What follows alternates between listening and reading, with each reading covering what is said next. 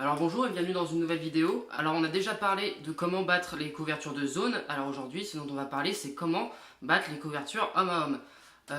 Dans les couvertures homme à homme je vais parler uniquement de la cover 1 parce que la cover 0 est assez particulière parce qu'elle est faite pour mettre la pression sur le quarterback. Et ça ce sera l'objet d'une autre vidéo de comment on fait pour battre une équipe qui met la pression sur le quarterback. Alors comment on va tout de suite éliminer les choses qui sont triviales. Ça veut dire que par exemple si vous voulez battre une équipe qui fait de l'homme à homme, la meilleure solution bien sûr c'est de regarder quel est le meilleur 1 contre 1. Et si vous avez un receveur ici qui fait 1m90 et vous avez un défenseur en face de lui qui fait 1m30, évidemment que la meilleure solution ça va être d'envoyer des balles en l'air à ce receveur qui les attrape et puis voilà. Mais on va essayer plutôt de regarder à des moments où le 1 contre 1 il est un peu plus équilibré.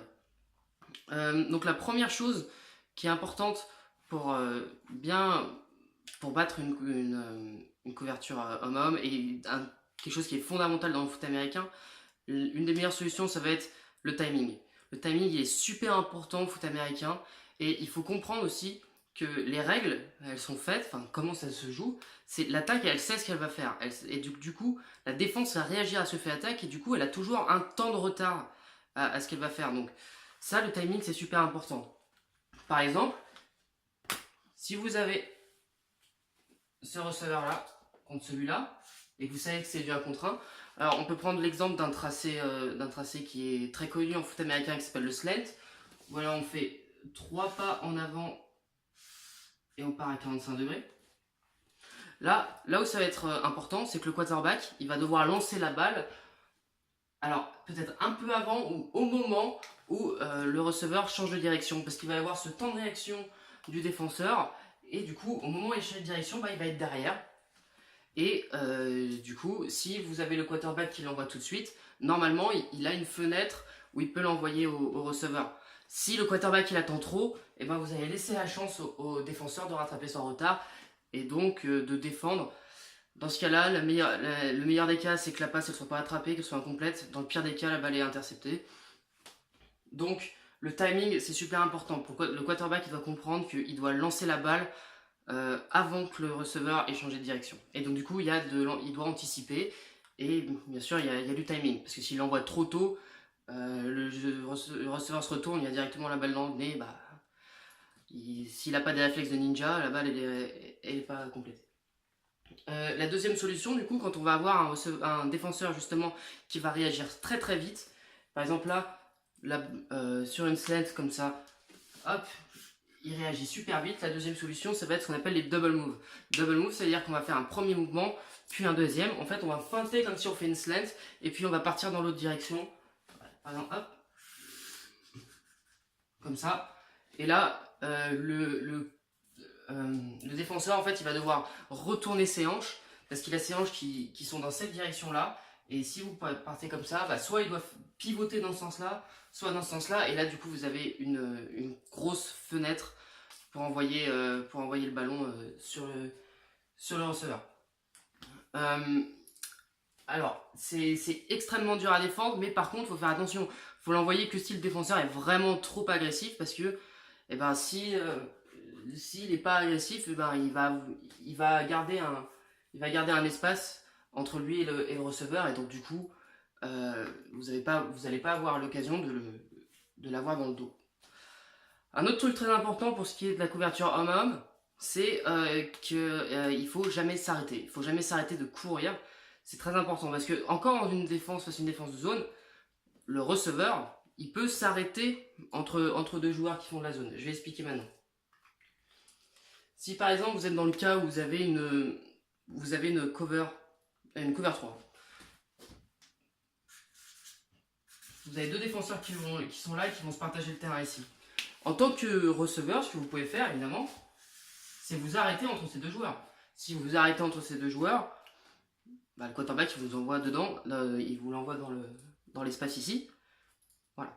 Mais si vous êtes face à de la couverture homme à homme, si vous vous arrêtez, vous perdez tout l'avantage en fait du fait que vous sachiez ce que vous allez faire et du coup ça n'a plus aucun intérêt. Donc si vous avez un tracé comme ça, autant le continuer.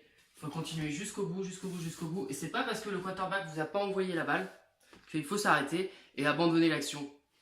Vous pouvez pas être là et au bout de 2 secondes, oh le quarterback il m'a pas envoyé la balle, allez, je vais commencer à jogger, à faire je sais pas trop quoi. Ça n'a pas d'intérêt. Ça n'a pas d'intérêt et vous servez à rien en fait. Vous êtes un plou d'entraînement sur un terrain si vous faites ça. Et je dis ça, c'est parce que c'est assez courant. C'est beaucoup plus courant que ce qu'on peut penser. Parce que ça paraît quelque chose d'évident, mais ça l'est pas du tout. Ça l'est pas du tout. Et un plot d'entraînement, bah, sur un terrain de foot, ça sert à rien. Parce que après vous jouez à 11 contre 10. Vous perdez un joueur et puis voilà.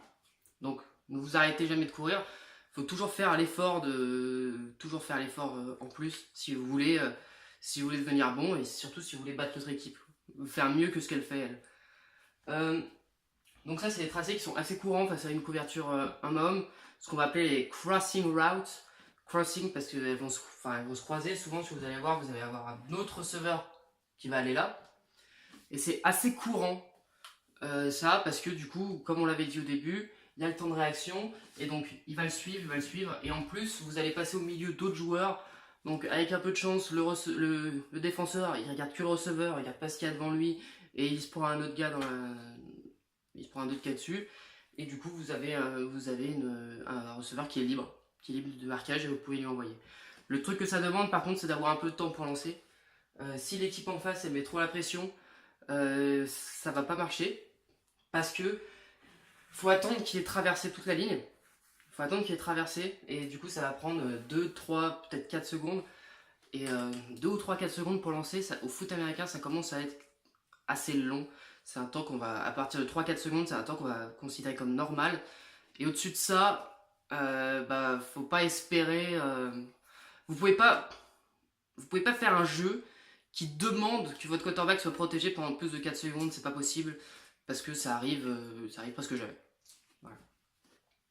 Alors, on a parlé du coup du défenseur qui pouvait être au milieu du trafic et se prendre un joueur dessus et puis du coup avoir un receveur qui est libre. Donc ça va nous permettre en fait de voir un dernier point et on va expliquer ce que c'est un pick play.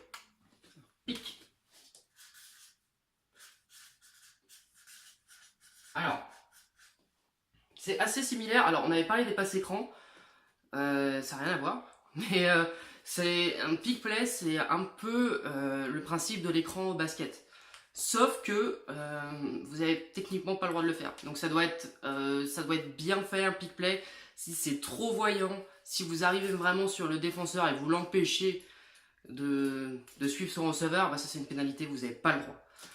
Mais c'est assez similaire qu'un écran, ça veut dire qu'en fait je vais me mettre vous allez avoir un receveur qui va se mettre dans le chemin du défenseur qui a la responsabilité de l'autre receveur. Je vais l'expliquer maintenant.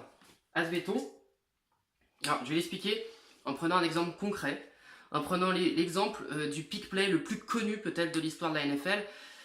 Il se trouve qu'il n'a pas marché, mais sur le papier, vous allez voir que, et ça va paraître de voir que sur le papier, il y a des choses qui sont super bien, mais au foot américain, ce qui compte au final, c'est les joueurs qui sont sur le terrain. Vous pouvez décider les meilleures tactiques que vous avez. Si les joueurs font pas ce que vous faites, vous pouvez être le meilleur entraîneur du monde sur le papier. Ça fait pas de vous un bon entraîneur. Donc, par exemple, dans cette situation-là, on a 2 défenseurs qui sont sur les 2 receveurs qui sont ici. Donc, si on regarde bien,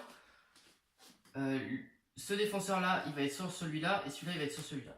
Ce qui va se passer, c'est qu'on va avoir ce premier receveur, en fait, qui en fait, il va aller tout droit. Il va aller tout droit et l'autre receveur derrière, il va passer ici.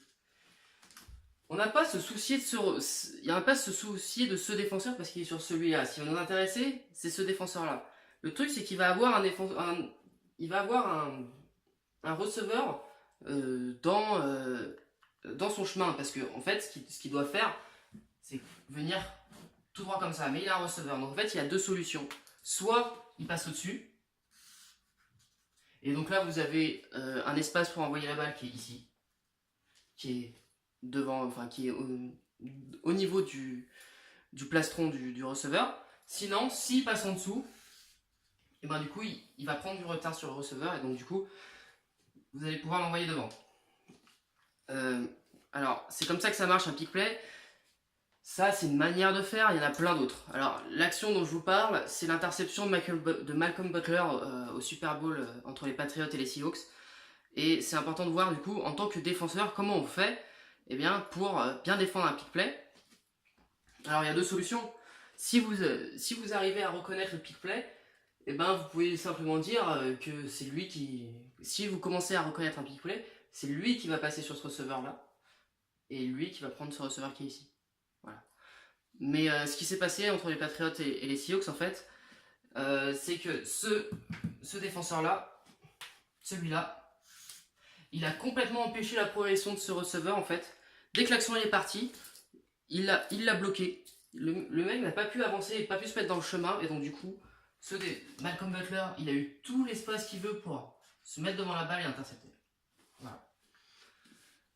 Alors évidemment, ça demande en fait de reconnaître le pick play avant l'action. Hein, parce que si vous savez pas, si vous êtes surpris, bah, vous n'allez pas avoir vous n'allez pas pouvoir empêcher le premier receveur de partir parce que c'est pas quelque chose que vous faites habituellement. C'est une défense que vous allez faire vraiment que contre un pick play.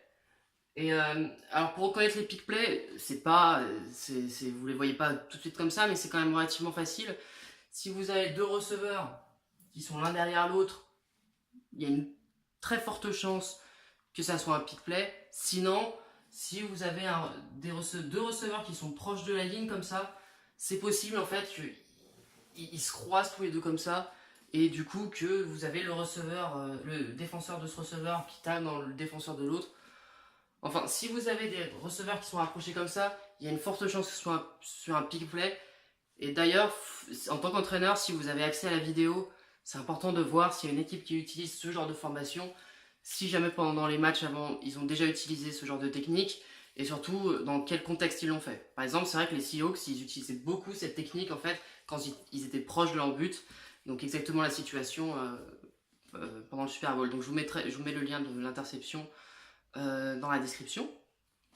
Alors j'espère avoir été clair sur la défense homme à homme. Alors on répète, on a le timing, on n'a jamais s'arrêté de courir, on a les double moves, donc les deux mouvements qui ne s'arrêtent pas à celui-là. Vous pouvez aussi faire ça. Enfin, vous pouvez en faire plein, vous pouvez en trouver autant que vous voulez, mais en tout cas l'important c'est on va dans un sens et on change de direction dans l'autre.